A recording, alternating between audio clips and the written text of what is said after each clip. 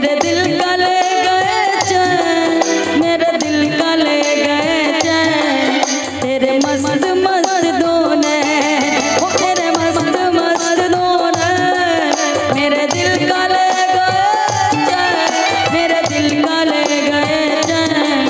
तेरे मस्त मस्त दो नैन।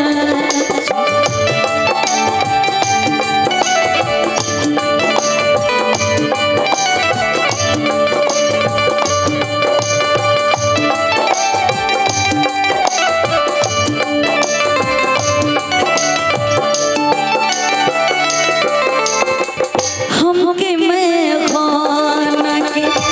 आदत धरा के, खुशबारू दोसरा के कोरबा में जाके,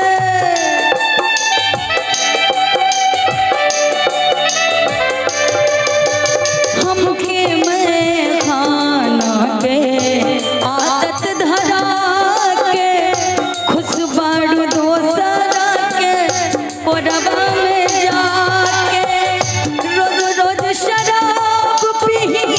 घुट घुट के कैसे जी, जिया के न छोड़ा लू सहारा है।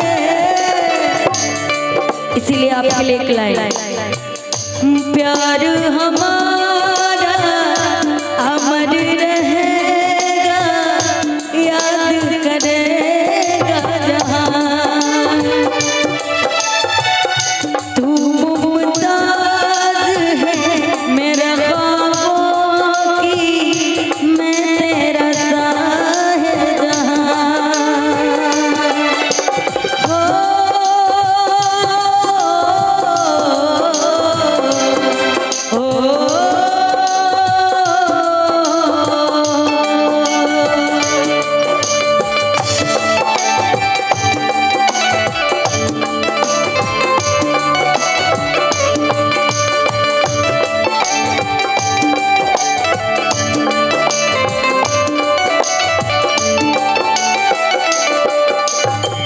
तू ही हमर प्यारी रहल, तू ही हमर जान हो, ओ हजार के मनल रही दिल से भगवान हो,